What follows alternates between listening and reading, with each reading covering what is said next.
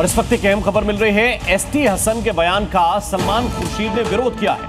Kanwar root में पहचान वाले विवाद को एसपी नेता ने आतंकवाद कहा था। इस पर कांग्रेस के नेता सलमान खुर्शीद ने जवाब दिया है और कहा है कि हर बात को आतंकवाद कह देना सही नहीं है। हर बात को आतंकवाद से नहीं जोड़ देना चाहिए। आप किसी बात की निंदा भी कर सकते हैं, लेकिन हर निंदनीय बात जो होती है वो आतंकवाद नहीं होता है। तो हर चीज को आतंकवाद से ना जोड़ें।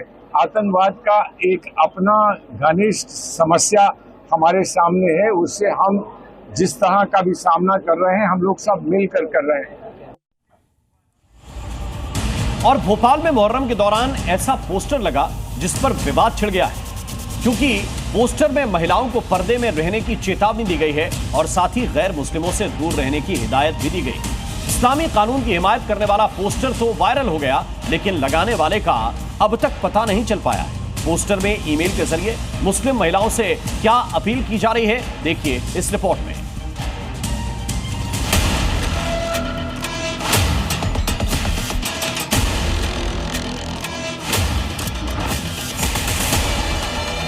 महिलाओं को पर्दे में ही रहना चाहिए और जबरदस्ती कोई किसी से कोई चीज नहीं थोप सकता। उन्होंने जो कहा है पर्दे में रहने का, वो अपनी मर्जी से अगर घूम रही है तो उसका कोई मुख्तियार है। मुहर्रम के नाम पर मजहबी पोस्टर, पर्दा करने की हिदायत।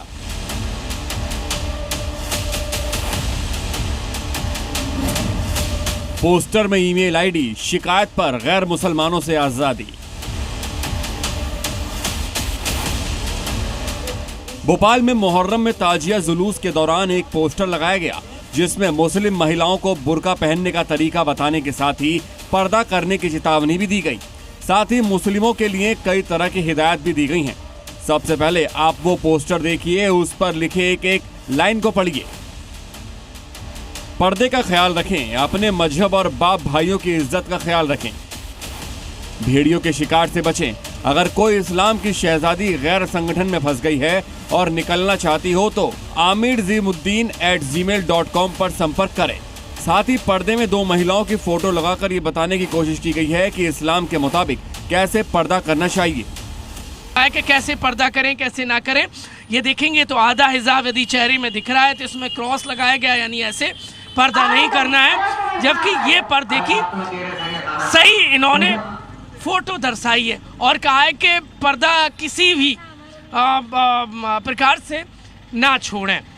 हुसैन की याद में जो जनाजा निकाला जा रहा है, या हुसैन का जब जनाजा निकल रहा था तब उनकी बहन ने पर्दा ना छोड़ा, तो अब ये जो ताजियों के नाम पर औरतें बेपर्दा घूम रही है।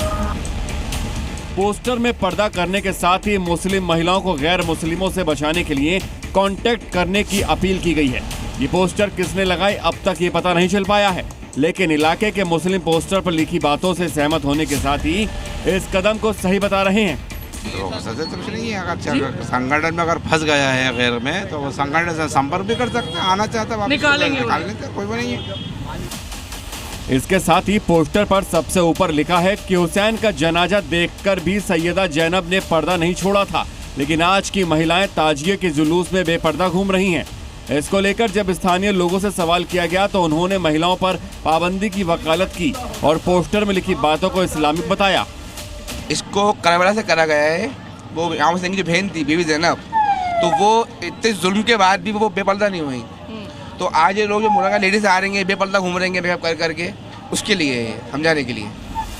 भारत में पर्दा करना है या बेपर्दा घूमना है, ये बात किसी पर थोपी नहीं जा सकती, लेकिन मुस्लिमों में पर्दा करना इस्लामी तालीम का हिस्सा है। इसलिए मुस्लिम महिलाओं पर पोस्टर के जरिए पर्दा करने का दबाव बनाया जा रहा है। त्योहार की आड़ में मजहबी एजेंडा लागू करने की कोशिश की जा रही है। मुस्लिमों को गैर मुस्लिमों के खिलाफ भड़काने की कोशिश की जा रही है। सही है क्या? सही है कि महिलाओं को पर्दे में ही रहना चाहिए और जो बेपर्दा घूम रही वो उनको भी पर्दा करना चाहिए। हमारा तो यही कहना है कि उनको भी पर्दा करना चाहिए। इसलिए पर्दा करना चाहिए कि वो बहुत सी चीजों से सेफ हैं, दूसरे संगठन में फंस गई हैं। हाँ तो सही है, अगर कांटेक्ट करेंगी तो वो जाहिर सी बात है वहां से निकल जाएंगी। पोस्टर वायरल होते ही पर्दा करने का तरीका और हिदायत की बातें चर्चा का विषय बन गईं।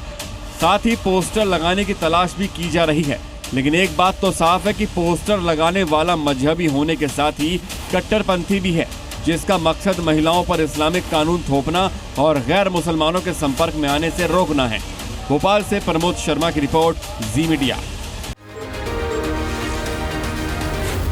जी न्यूज़।